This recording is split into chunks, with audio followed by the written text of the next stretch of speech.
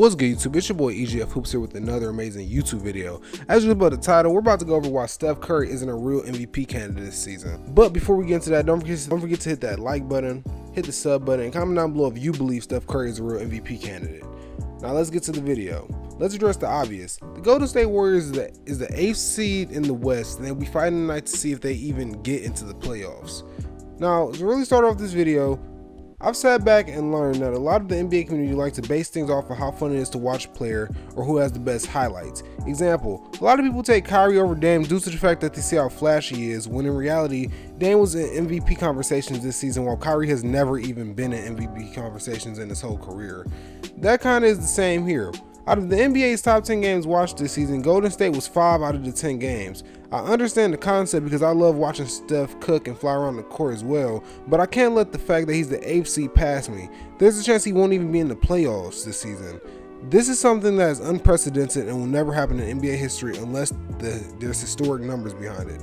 Although Steph is the scoring champ, we've seen better numbers from better seeded players not win MVP. The most famous example is Kobe from the 2005 to 2006 NBA season.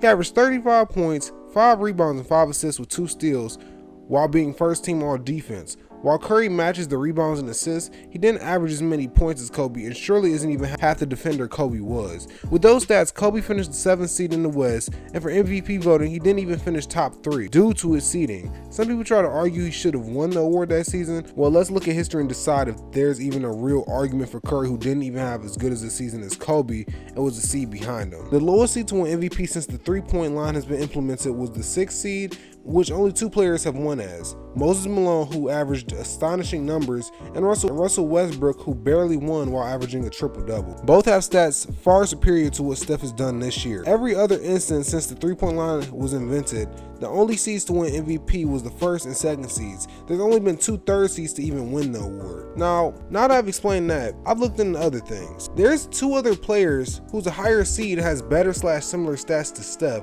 who I feel like should be in the conversation as well, or there's good/well-rounded arguments around it. Now that I put in perspective on why it would be outrageous and unprecedented for Curry to even be close to winning the award this year, let's look at the other MVP candidates or players in general with a better record than Curry and has similar to better stats. Since Curry was the scoring champ, he obviously will be number 1 in points per game, and assuming Jokic wins the award and Joel is 2nd, I won't be including them since I feel like those are too obvious. Luka's the 5th seed and put up 28 points, 8 rebounds, and 9 assists. That's the first player. Second player who's more convincingly and won back-to-back MVPs the past 2 years, so this shouldn't surprise nobody, is Giannis. He's 3rd in the East and has better numbers while being a way better defender than Steph, with him averaging 28 points, 11 rebounds, and 6 assists while matching him in steals and getting more blocks now. Those are 2 players who barely are mentioned, but names should be in the conversation. I understand what I'm hearing in the comment section. Giannis just won him back-to-back, and some people don't feel like he deserved either.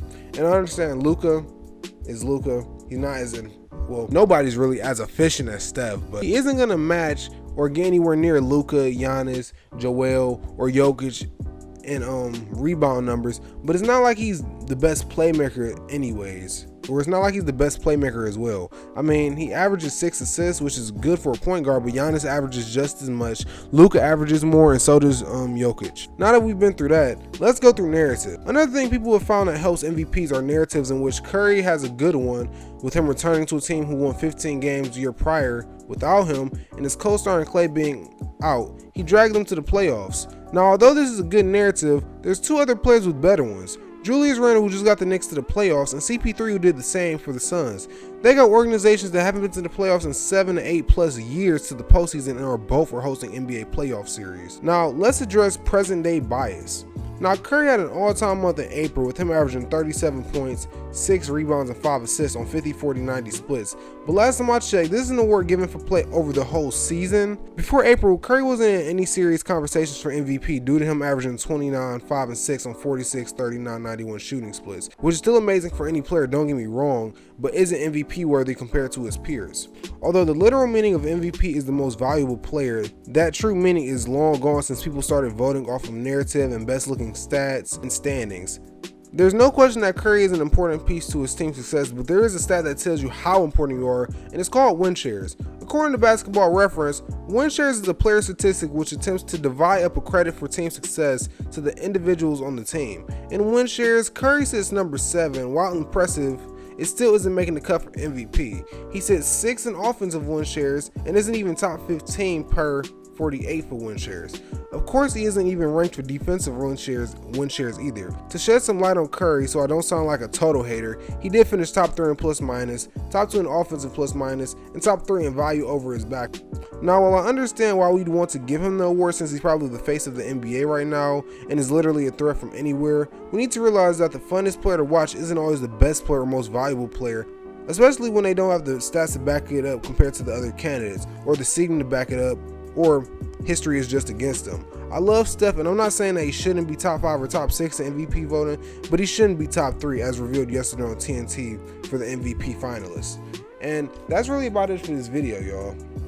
Again, I'm not no Steph Curry hater. I want to see him succeed. I really do wish Clay was here, because if Clay was here and he put up those stats and this team was maybe top 4, top 3, then I'd have no problem with him being maybe even top 2. If he could have got above Denver with these type of stats, shit, I probably would want him to win the MVP award. Unfortunately, he didn't, and this team doesn't even have a locked-in playoff spot, so I don't even see how he would become a finalist. This is unprecedented, as I said.